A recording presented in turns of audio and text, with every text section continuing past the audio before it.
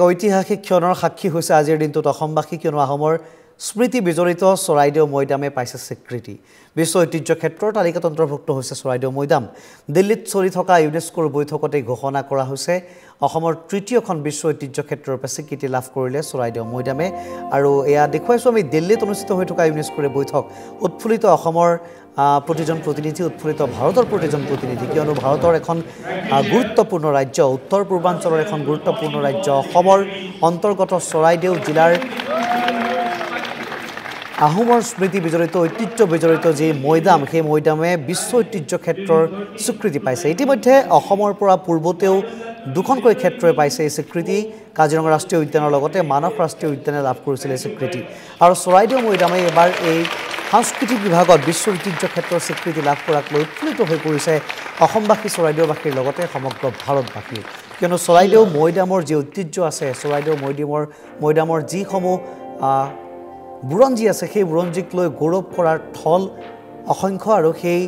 অসংখ্য থলৰ ওপৰত ভিত্তি কৰি ইউনেস্কোই এক বিশ্বমানৰ স্বীকৃতি প্ৰদান কৰিছে চৰাইদেউ মৈদামক লৈ আৰু অসমৰ প্ৰথমখন বিশ্ব ঐতিহ্য ক্ষেত্ৰ সাংস্কৃতিক বিভাগৰ চৰাইদেউ মৈদাম ইউনেস্কোৰ এই ঘোষণাত উৎফুল্লিত হৈ পৰিছে এতিয়া ৰাজ্যবাসী আৰু অসম চৰকাৰৰ উল্লেখ কৰিব লাগিব এই মুহূৰ্তত যে অসম চৰকাৰৰ দীৰ্ঘদিনীয়া এক প্ৰচেষ্টা আছিল প্ৰচেষ্টাৰ অন্ততেই সুখবৰ শেষত আহিল গতিকে উৎফুল্লিত হৈছে প্ৰতিজন লোক আমি ইতিমধ্যে চৰাইদেউৰ পৰা আমাৰ সোণাৰীৰ সংবাদদাতা ময়ূৰ বৰুৱাৰ প্ৰতিবেদন দেখুৱাইছোঁ পোনপটীয়া সম্প্ৰচাৰ দেখুৱাইছোঁ ৰাইজৰ মাজত কেনেধৰণে আনন্দ বিৰাজ কৰিছে দেখুৱাইছোঁ চৰাইদেউ মৈদামৰ সেই সুন্দৰ দৃশ্যাংশ আকাশমাৰ্গৰ পৰা লোৱা NKTVৰ দৰ্শকসকলে আকৌ এবাৰ যাতে ৰোমাঞ্চিত হৈ উঠিব পাৰে বিভিন্ন লোকে এই চৰাইদেউ মৈদাম ইতিমধ্যে দৰ্শন কৰিছে চৰাইদেউ মৈদামৰ সকলো কাহিনী তেওঁলোকে জনশ্ৰুতি হিচাপে শুনিছে বুৰঞ্জীত পঢ়িছে ইতিহাসত পঢ়িছে গতিকে এই যি চৰাইদেউ মৈদামৰ ঐতিহ্য ইতিহাস এই ইতিহাসে যেন আকৌ এবাৰ জীপাল কৰি তুলিছে প্ৰতিজন অসমীয়াক প্ৰতিজন ভাৰতীয় কিয়নো বিশ্বমানৰ এক ঐতিহ্য বিশ্বমানৰ এক স্বীকৃতি লাভ কৰিবলৈ সক্ষম হৈছে মৈদামে আমি পোনপটীয়া সম্প্ৰচাৰত যাব বিচাৰিছোঁ আমাৰ শিৱসাগৰৰ সাংবাদিক জয়জ্যোতি গগৈৰ কাষলৈ জয়জ্যোতি গগৈৰ কাষলৈ ইতিমধ্যে আমি সংযুক্ত হৈছোঁ জয়জ্যোতি আপুনি যিহেতু উপস্থিত আছে সেই ঠাইত আৰু এক উল্লেখ কৰিব লাগিব যে এই যি আহোম দিনৰ ঐতিহ্য এই যি খুব ভাল লগা এক পৰিৱেশ এই মুহূৰ্তত বিৰাজ কৰিছে চৰাইদেউ মৈদামত সেই পৰিৱেশে প্ৰত্যেকৰে মন যেন জীপাল কৰি তুলিছে আৰু এয়া এক পুনৰবাৰ যেন ভাৰতবাসীয়ে হৰুৱাই দিলে বিশ্ববাসীৰ আগত যে ভাৰতৰ এখন অন্যতম গুৰুত্বপূৰ্ণ স্থান ক্ষেত্ৰ উত্তৰ পূৰ্বৰ আন এখন গুৰুত্বপূৰ্ণ ৰাজ্য অসমৰ অন্তৰ্গত এই যি অতি পুৰণি ঐতিহ্য সেই পুৰণি ঐতিহ্যই যি পাবলগীয়া স্বীকৃতি সেই স্বীকৃতিয়ে যেন পুনৰবাৰ প্ৰমাণ কৰিছে অসমত কিমান ঐতিহ্যৰ সমল আছে কিমান সমৃদ্ধ অসম কি ক'ব জয়জ্যোতি নিশ্চিতভাৱে মিছৰৰ পিৰামিডৰ আৰ্হিত থকা চৰাইদেউৰ পাহাৰৰ এই মৈদামসমূহে এক আন্তৰ্জাতিক স্বীকৃতি লাভ কৰিবলৈ সক্ষম হৈছে আজি কেৱল শিৱসাগৰবাসীৰ বাবে নহয় অসমবাসীৰ বাবে নহয় সমগ্ৰ দেশবাসীৰ বাবে এক গৌৰৱৰ দিন অসমৰ তৃতীয়টো সম্পদে এই স্বীকৃতি লাভ কৰিছে মই এই মুহূৰ্তত আছোঁ চৰাইদেউ পাহাৰত চৰাইদেউৰ মৈদামস্থলীত আৰু এই মুহূৰ্তৰ যি পৰিৱেশ সেই পৰিৱেশ দেখাইছোঁ কণ বিহুৱতীয়ে ইয়াত উখল মাখল এক পৰিৱেশৰ সৃষ্টি কৰিছে আমি ইতিমধ্যে আপুনি উল্লেখ কৰিছে যে ইউনেস্কোৰ যি ভাৰতবৰ্ষত অনুষ্ঠিত দিল্লীত অনুষ্ঠিত যি কনভেনশ্যন এই কনভেনশ্যনত আজি বিশ্বৰ যি 18টা ঐতিহ্য নমিনেশ্যন লাভ কৰিছিল তাৰ ভিতৰত ভাৰতবৰ্ষৰ একমাত্ৰ নমিনেশ্যন লাভ কৰিবলৈ সক্ষম হোৱা ঐতিহাসিক সম্পদবিধেই আছিল চৰাইদেউৰ মৈদামস্থলী এই চৰাইদেউৰ মৈদামস্থলীয়ে এই বিশ্ব ঐতিহ্য হিচাপে স্বীকৃতি লাভ কৰাৰ পিছত আজি উখল মাখল পৰিৱেশে বিৰাজ কৰিছে ঐতিহ্যমণ্ডিত চৰাইদেউ পাহাৰৰ বুকুত চৰাইদেউৰ মৈদামস্থলীত ইতিমধ্যে বিভিন্ন স্থানৰ পৰা বিভিন্ন দল সংগঠনৰ প্ৰতিনিধি স্থানীয় জনসাধাৰণ আহি ইয়াত সমবেত হৈছে সতীৰ্থ বলিনে এই মুহূৰ্তত পোনপটীয়া সেই দৃশ্য দেখাই আছে যে এজাক কণকণী শিশুৱে ইয়াত বিহুৰ আনন্দ দিছে সকলোকে আৰু মোৰ সৈতে বিভিন্নজন ব্যক্তি উপস্থিত আছে মই তেওঁলোকৰ মন্তব্য জানিবলৈ চেষ্টা কৰিম আহোম এনাৰ সভাপতি আছে যে এক আজি বিশেষ দিন গৌৰৱৰ দিন এই স্বীকৃতি লাভ কৰিলে অৱশেষত দীৰ্ঘদিনৰ যি অসমীয়াৰ সপোন এই সপোনে আজি সাকাৰ ৰূপ পালে আজি প্ৰাপ্তিৰ দিন বিজয়ৰ দিন যিডোখৰ জেগাৰ পৰা আচলতে অসমৰ বৰভেটি গঢ়িছিলে চাউলুং চুকাফাই সেই বৰভেটিত থকা আজিৰ মৈদাম ক্ষেত্ৰই বিশ্বৰ বুকুত পুনৰবাৰ বিশ্ব ঐতিহ্য হিচাপে জিলিকি ৰ'ল টাই আহোমসকলৰ যি মৈদাম প্ৰথাটোৰ যি ঐতিহ্য সেই ঐতিহ্যটোক আচলতে স্বীকৃতি প্ৰদান কৰিলে তাৰ বাবে আমি ইউনেস্কোক অশেষ ধন্যবাদ জ্ঞাপন কৰিছোঁ আৰু আমি আহোম সেনাৰ তৰফৰ পৰাও আমি 2019 চনৰ পৰাই আমি ইজিপ্টলজি কমিটিৰ ওচৰত ইজিপ্টলৈ গৈ কাইৰত আমি এই গোটেই বিষয়বস্তুটো দাঙি ধৰিছিলোঁ আমাৰ আজি এনেকুৱা লাগিছে যে প্ৰায় দীৰ্ঘদিনৰ কষ্ট আজি যেন সাৰ্থক হ'ল সেইটো আমি প্ৰাপ্তিৰ দিন হিচাপে আছে আজি উপলব্ধি কৰিছোঁ। ধন্যবাদ জনাইছোঁ। আৰু ব্যক্তি উপস্থিত আছে, স্থানীয় এগৰাকী ব্যক্তি, দীৰ্ঘদিন ধৰি আপুনি এই চৰাইদেউ মৈদাম ক্ষেত্ৰৰ সৈতে জড়িত। আজি ইমান এটা সুন্দৰ খবৰ আহিছে, কি ক'ব? আনন্দত আত্মহাৰা হৈ পৰিছোঁ। এই দিনটোলৈকে আমি বাট চাই আছিলোঁ অতি আগ্ৰহেৰে। আমাৰ আগ্ৰহ সফল হ'ল আৰু মনৰ আনন্দ লাগিছে। মোৰেই নহয়, আমাৰ এই চৰাইদেউ মৈদামৰ দাঁতি কাষৰীয়া প্ৰত্যেকটো পৰিয়ালৰ প্ৰত্যেকজন ব্যক্তিৰ লগতে গোটেই জিলাবাসী, অসমবাসী ৰাইজ আজি স্বতঃস্ফূৰ্তভাৱে ইয়ালৈ ওলাই আহিছে, আনন্দ ফূৰ্তি কৰিছে। গতিকে এই কথাখিনি বহলাই ক'বলৈ প্ৰয়োজন নাই, আপোনালোকে নিজেই দেখিছে চাৰিওফালে মানুহেই মানুহ হৈ পৰিছে। গতিকে এই দিনটোৰ কাৰণে সকলোৰে বাট চাই আছিল কেতিয়াকৈ চৰাইদেউ মৈদামে হেৰিটেজ হিচাপে স্বীকৃতি লাভ কৰে। আমি সকলোকে ধন্যবাদ জনাইছোঁ। বিশেষকৈ আমি সংবাদ মাধ্যমক ধন্যবাদ জনাব লাগিব। আমাৰ যেতিয়াৰ পৰাই চৰাইদেউ মৈদামক বিশ্ব ঐতিহ্য ক্ষেত্ৰ হিচাপে স্বীকৃতি প্ৰদানৰ কাৰণতে দল সংগঠনবিলাকে কাৰ্যসূচী হাতত লৈ সেই কাৰ্যসূচীসমূহ প্ৰতিটো মুহূৰ্ততে প্ৰতিটো সময়ত এই সংবাদকৰ্মীসকলে সংবাদ পৰিৱেশন কৰি চৰকাৰৰ দৃষ্টিগোচৰ, বিভাগীয় কৰ্তৃপক্ষৰ দৃষ্টিগোচৰ কৰি আহিছিল। তাৰ ফলশ্ৰুতিস্বৰূপে আজি আমি আহি এই দিনটোত উপনীত হৈছোঁ। ধন্যবাদ জনাইছোঁ। আমি দেখাইছোঁ উখল মাখল পৰিৱেশ, কণ কণ বিহুৱতীসকলে ইয়াত বিহু প্ৰদৰ্শন কৰিছে আৰু বিভিন্ন স্থানৰ পৰা বিভিন্নজন ব্যক্তি উপস্থিত আহিছে। ইয়াত দেশৰ প্ৰধানমন্ত্ৰী নৰেন্দ্ৰ মোদীৰ প্ৰতি কৃতজ্ঞতা প্ৰকাশ কৰিছে বিভিন্নজনে। ৰাজ্যৰ মুখ্যমন্ত্ৰী ডক্টৰ হিমন্ত বিশ্ব শৰ্মা, প্ৰাক্তন মুখ্যমন্ত্ৰী সৰ্বানন্দ সোণোৱাল, প্ৰাক্তন স্থানীয় সাংসদ তপন কুমাৰ গগৈ, ৰাজ্য চৰকাৰৰ মন্ত্ৰী যোগেন মোহন, বিমল বৰা আদিৰ প্ৰতি কৃতজ্ঞতা প্ৰকাশ কৰিছে। স্থানীয় বিধায়ক ধৰ্মেশ্বৰ কোঁৱৰৰ প্ৰতি কৃতজ্ঞতা প্ৰকাশ কৰিছে। আৰু এই ধৰণে এতিয়া এক উখল মাখল পৰিৱেশে বিৰাজ কৰিছে। যিহেতু চৰাইদেউৰ মৈদাম ক্ষেত্ৰই এক আন্তৰ্জাতিক স্বীকৃতি লাভ কৰিবলৈ সক্ষম হৈছে। কাজিৰঙা আৰু মানাহ অভয়াৰণ্যৰ পিছত তৃতীয়টো সম্পদে এই স্বীকৃতি লাভ কৰিবলৈ হৈছে অসমৰ। আৰু উত্তৰ পূবৰ সাংস্কৃতিক ক্ষেত্ৰখনৰ প্ৰথমটো সম্পদ হিচাপে এই মৈদামৰ ক্ষেত্ৰই এই স্বীকৃতি লাভ কৰিবলৈ সক্ষম হৈছে। ইয়াত বিভিন্ন স্থানৰ বিভিন্ন ব্যক্তি উপস্থিত আছে। আমি দেখাইছোঁ সতীৰ্থ বলিনে এই কেমেৰাত আবদ্ধ কৰিবলৈ চেষ্টা কৰিছে। পুৱাৰ ভাগতে ইয়াত বানফি পূজা অনুষ্ঠিত হৈছে আৰু এটা প্ৰীতি ভোজৰো ইয়াত আয়োজন কৰিছে। আৰু বিভিন্ন প্ৰান্তৰ পৰা বিভিন্নজন ব্যক্তি আহি উপস্থিত হৈছে। মোৰ সৈতে আৰু কিছু ব্যক্তি উপস্থিত আছে। সদৌতা এহম ছাত্ৰ সন্থাৰ প্ৰতিষ্ঠাপক সম্পাদক অৰুণ গগৈ আছে এই মুহূৰ্তত মৈদামস্থলীত। মই তেওঁৰ মন্তব্য জানিবলৈ চেষ্টা কৰিম। দীৰ্ঘদিনীয়া এক সপোনে আজি বাস্তৱ ৰূপ পৰিগ্ৰহণ কৰিছে। এই মুহূৰ্তত কি অনুভৱ ব্যক্ত কৰিব? আচলতে এটা ভাষাৰে বৰ্ণনা কৰিব নোৱাৰা এটা অনুভৱ। আমি আচলতে দীৰ্ঘদিন ধৰি ধৰক আমাৰ ডমৰু ৰাজখোৱাৰ কয়দৌ তেখেতৰ দেউতাক গণেশ ৰাজখোৱাৰ দেৱী আচলতে প্ৰথম বাট কাটিছিলে ইয়ালৈ 1951-ত। 1951 পৰা 2024 এটা দীঘলীয়া এটা সময়। এই দীঘলীয়া সময়ত আমি আহোম মানুহবিলাকে বা অসমৰ ৰাইজে যুঁজি আছিলোঁ। আৰু আজি আহি আজিৰ দিনটোত আমি উপনীত হ'লোঁ যে বিশ্ব ঐতিহ্য ক্ষেত্ৰ হ'ল আৰু ই অসমবাসীৰ বাবে এটা গৌৰৱময় দিন। আচলতে কেৱল আমি আমাৰ মানুহখিনিৰ কথা কোৱা নাই, আমি গোটেই অসমৰ মানুহৰ কথা কৈছোঁ, অসমীয়া মানুহৰ কথা কৈছোঁ। অসমীয়া মানুহে তৃতীয়খন বিশ্ব ঐতিহ্য ক্ষেত্ৰ পাইছে আজি। ভাৰত চৰকাৰে এইটো প্ৰদান কৰিছে, অসম চৰকাৰে প্ৰদান কৰিছে, ইউনেস্কোৱে প্ৰদান কৰিছে। গতিকে এইটো এটা গৰ্বৰ বিষয়, অহংকাৰৰ বিষয় আৰু এটা অতি ভাল লগা এটা দিন। কেনে পৰিৱৰ্তন হ'ব বুলি আশা কৰিছে? আচলতে বিশ্ব ঐতিহ্য ক্ষেত্ৰ হ'লে বহুত পৰিৱৰ্তন হ'ব তেনেকুৱা আশা এটা কৰা উচিত নহয়। কিন্তু মানুহৰ সচেতনতা লাগিব। মানুহ যিমান সচেতন হ'ব এই ক্ষেত্ৰখন কিয় প্ৰয়োজন। আচলতে মিছৰৰ পিৰামিডৰ পিছতে ধৰক এটা বিশ্ব ঐতিহ্য ক্ষেত্ৰ হিচাপে স্বীকৃতি পোৱা আমাৰ মৈদামস্থলী অসমৰ এটা অন্যতম এটা বা পৃথিৱীৰ এটা গুৰুত্বপূৰ্ণ এটা প্ৰাচীন কীৰ্তিচিহ্ন, বিশ্ব প্ৰসিদ্ধ কীৰ্তিচিহ্ন। গতিকে ইয়াক কেন্দ্ৰ কৰি আচলতে যিবিলাক পৰিৱৰ্তন হ'ব লাগিব সেই পৰিৱৰ্তনবিলাকৰ কাৰণে এটা সুন্দৰ আন্তঃগাঁথনিৰ প্ৰয়োজন হ'ব। ৰাস্তা পদূলি উন্নত হ'ব লাগিব, বিমান ঘাটি হ'ব লাগিব, আপোনাৰ হোটেল হ'ব লাগিব। মানে এনেধৰণৰ যিবিলাক আন্তঃগাঁথনি হ'লে আচলতে বিশ্ব ঐতিহ্য ক্ষেত্ৰৰ যি পৰ্যটন ক্ষেত্ৰ সেই পৰ্যটন ক্ষেত্ৰ আচলতে উন্নতি পিনে ধাৱমান হ'ব। গতিকে আমি আশা কৰিম যে চৰকাৰে আজি দিনটোতে সীমাবদ্ধ নাথাকি পৰৱৰ্তী মুহূৰ্তত ইউনেস্কোই হওক বা আপোনাৰ ভাৰত চৰকাৰে হওক বা অসম চৰকাৰে হওক ইয়াৰ আন্তঃগাঁথনি নিৰ্মাণৰ বাবে দৃঢ় পদক্ষেপ গ্ৰহণ কৰিব আৰু পুঁজি বিনিয়োগ কৰিব। ধন্যবাদ জনাইছোঁ। আহোম স্বৰ্গদেউসকলৰ দিনৰ পৰা এক পৰম্পৰা আছিল যে মৃতকক যি সন্মান প্ৰদান কৰা হয়, এই মৃতকক সন্মান কৰা যি পৰম্পৰা, এই পৰম্পৰা কিন্তু বিৰল পৰম্পৰা। ৰয়েল আহোম ছ'চাইটিৰ এগৰাকী বিষয়ববীয়া উপস্থিত আছে কমলা ৰাজখোৱা। আজি খুব এটা বিশেষ দিন। আন্তৰ্জাতিক স্বীকৃতি লাভ কৰিছে আহোম স্বৰ্গদেউসকলৰ এই যি মৈদামস্থলী দা ডাঙৰীয়াসকলৰ যি মৈদামস্থলী চুকাফাৰ পৰা 42গৰাকী স্বৰ্গদেউৰ ইয়াত মৈদাম আছে দা ডাঙৰীয়াসকলৰ নাতিপুতিসকলৰ মৈদাম আছে ৰাজকোঁৱৰৰ পৰিয়ালসকলৰ মৈদাম আছে আৰু এই মৈদামস্থলী আজি আন্তৰ্জাতিক স্বীকৃতি লাভ কৰিবলৈ সক্ষম হৈছে দীৰ্ঘদিনীয়া সপোন আছিল অসমবাসীৰ কি ক'ব প্ৰথম কথা আপুনি কোৱাৰ দৰে আমি আজি সদৌ অসমবাসীলৈ আমি ধন্যবাদ জ্ঞাপন কৰিছোঁ লগতে অহৰহ যিকেইজন বিষয়াই এই ৱৰ্ল্ড হেৰিটেজৰ কাৰণে লাগিছিল তেখেতসকলৰ কাৰণেও আমি আজি কৃতজ্ঞতা জ্ঞাপন কৰিছোঁ আৰু আগতে আমি প্ৰায় আমাৰ কেইজনমান আমাৰ উপৰিপুৰুষে ইয়াত মানে 42খন শৰাই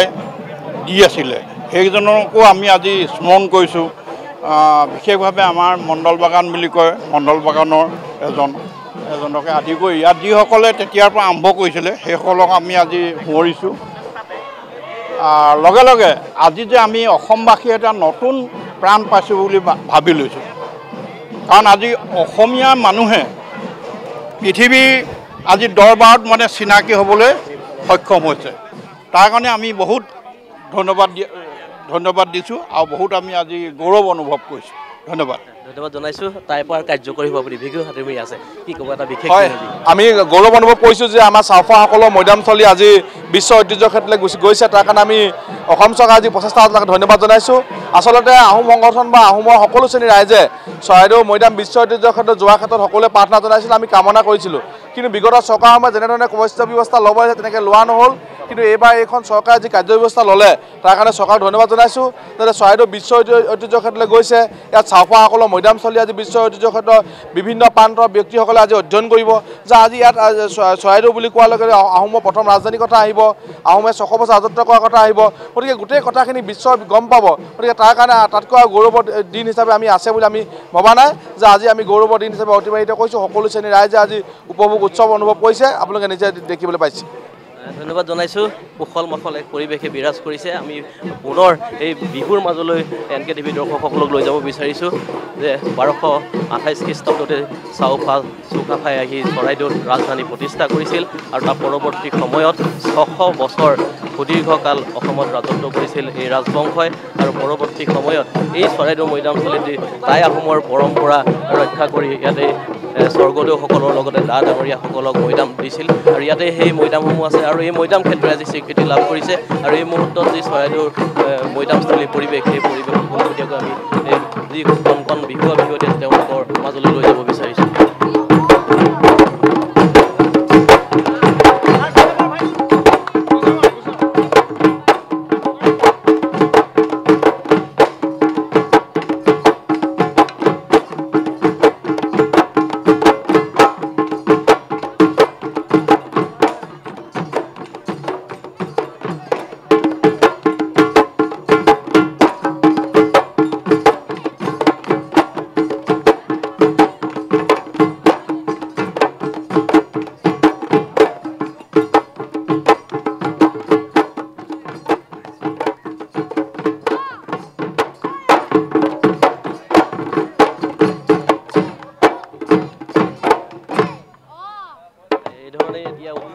পৰিৱেশে বিৰাজ কৰিছে চৰাইদেউৰ মৈদামস্থলীত আৰু বিভিন্ন প্ৰান্তৰ পৰা বিভিন্নজন ব্যক্তি এই মুহূৰ্তত আহি আছে আমি তেওঁলোকৰ মন্তব্য জানিবলৈ চেষ্টা কৰিম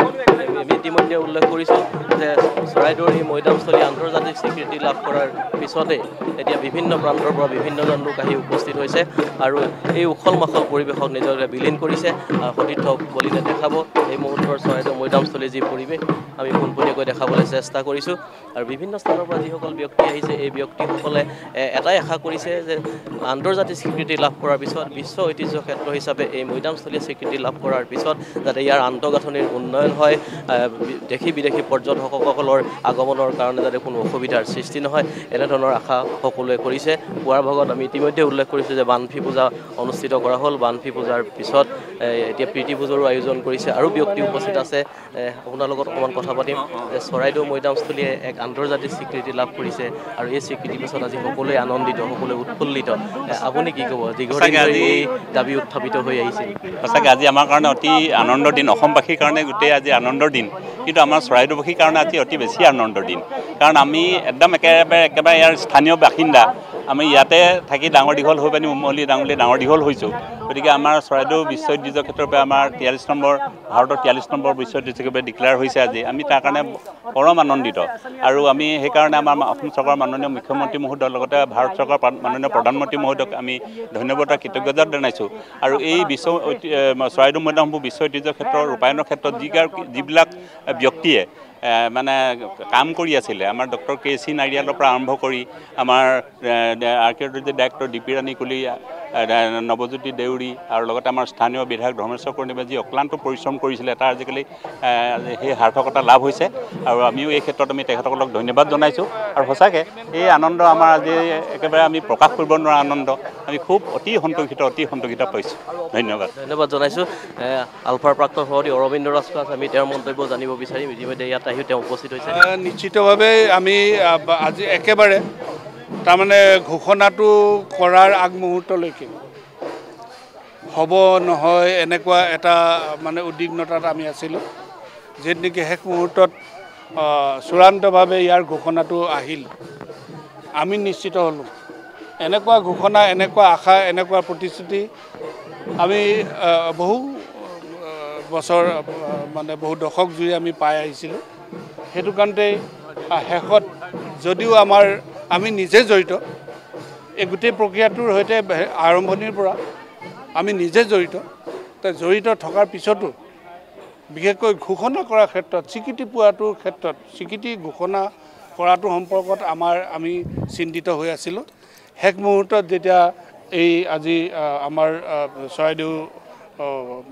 বিশ্ব ঐতিহ্য ক্ষেত্ৰ বুলি ঘোষণা কৰা হ'ল এইটো শুনাৰ পিছত বিশেষকৈ আমি প্ৰজন্মই এইটো চৰাইদেউ ঐতিহ্য ক্ষেত্ৰৰ কাৰণে সংৰক্ষণৰ কাৰণে যুঁজি থকা যিখিনি মানুহ বিশেষভাৱে বহুসকল হেৰাই গৈছে আজি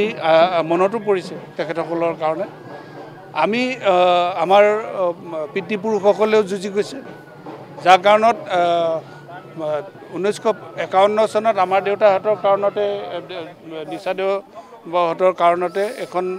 557 বিঘা মাটি ইয়াত সংৰক্ষিত হৈছিল তাৰ পাছৰ পৰা একেৰাহে ইয়াক সংৰক্ষণৰ কাৰণে বহু সংগ্ৰাম বিভিন্ন প্ৰকাৰৰ সংগ্ৰাম আমাৰ দেউতাসকলে দি গ'ল আমাৰ দাদাদেউসকলে দি গ'ল আমাৰ ককাইদেউহঁতে দি গ'ল ময়ো একেবাৰে জংঘলৰ পৰা ওলাই আহি মই 2011 চনত জংঘলৰ পৰা ওলাই আহিছোঁ আহি ট্ৰু ডেমক্ৰেটিক এটা এনভাইৰনমেণ্ট ষ্টাব্লিছ কৰিবৰ কাৰণে তাৰ পাছৰ পৰা লাগি আছোঁ আৰু তেতিয়াৰ পৰা ভাৰত চৰকাৰৰ সৈতেও আমাৰ যিখন এজেণ্ডা আছিল এই এজেণ্ডাটো ৱৰ্ল্ড হেৰিটেজ চাইট ডিক্লেৰেশ্যনৰ কাৰণে আমাৰ আছিল আৰু একেবাৰে চুক্তিটো আমাৰ যিখন চুক্তি আছে চুক্তিখনতো ৱৰ্ল্ড হেৰিটেজ চাইটৰ কথাখিনি সন্নিৱিষ্ট আছে আজিৰ দিনটোত আমাৰ এই সকলো আমাৰ সমাজৰ এইটো আমি বিশেষ দুই এটা সংগঠন বুলি ক'লে ভুল হ'ব একেবাৰে খামুচি একেবাৰে চিকৰাৰ দৰে লাগি থকা সংগঠনটোৱে হ'ল তাৰমানে চৰাইদেউ তৰ্পণ সমিতি চিকৰাৰ দৰে লাগি থকা আৰু এই তৰ্পণ সমিতিখনত আমি যিসকল আমাৰ এই ৰাজবংশৰ যিমানবিলাক নাতিপুতি আছে আৰু আমাৰ আহোমসকলৰ যিমানবিলাক বংশাৱলী আছে যিমানবিলাক বংশ আছে এই সকলোবিলাক মানুহে ইয়াতে একেবাৰে চিকৰাৰ দৰে লাগি এই তৰ্পণ সমিতি নামতে চিকৰাৰ দৰে লাগি আছিল আৰু এই সকলৰ যিটো সংগ্ৰাম তপস্যা এই তপস্যাটোৰ কাৰণতে তেওঁলোকৰ আমি য'তে থাকোঁ যেনেকৈ থাকোঁ নিজৰ সংগঠনে হওক বা পলিটিকেল পাৰ্টিয়ে হওক বা বিভিন্ন সামাজিক সংগঠনে হওক সেই তাৰ যোগেদি ইয়াক একেবাৰে মানে বিশ্বৰ ভাৰতবৰ্ষৰ পৰ্যায়লৈ হওক ৰাজনীতিক ক্ষেত্ৰখনলৈ হওক লৈ যাবৰ কাৰণে কৰি অহা যিটো আমাৰ চেষ্টা নিজৰ স্থানৰ পৰা কৰি অহা যিটো চেষ্টা এই চেষ্টাটোৱে আজি এটা বিশেষ স্থানত উপনীত হ'ল তাৰ কাৰণে আমি সকলোৱে বিশেষকৈ আমাৰ এইটো অসমীয়া জাতিৰ অসমৰ জনসমাজৰ নিশ্চয় জয়জ্যোতি আপোনাক আমি ধন্যবাদ জ্ঞাপন কৰিছোঁ এই মুহূৰ্তত বিভিন্নজনে মন্তব্য আগবঢ়াইছে যোগেন মোহনৰ মন্তব্য কিছু আমাৰ হাতত আহি পৰিছে শুনাই ল'ব বিচাৰিছোঁ নৰেন্দ্ৰ মোদীক আমি কৃতজ্ঞতা জ্ঞাপন কৰিব লাগিব আমাৰ মুখ্যমন্ত্ৰী ডক্টৰ হিমন্ত বিশ্ব শৰ্মা ডাঙৰীয়াই অত্যন্ত পৰিশ্ৰম কৰি আজি এই চৰাইদেউ ৱৰ্ল্ড হেৰিটেজ ইউনেস্কোত দাখিল কৰাৰ পৰা আদি কৰি বিভিন্ন কষ্টৰে কৰি আজি ইতিমধ্যে আমাৰ ডিক্লেয়াৰ হোৱাত যথেষ্ট কষ্ট কৰিছে গতিকে আজি আৰ্কিঅলজি ডিপাৰ্টমেণ্টকে আদি কৰি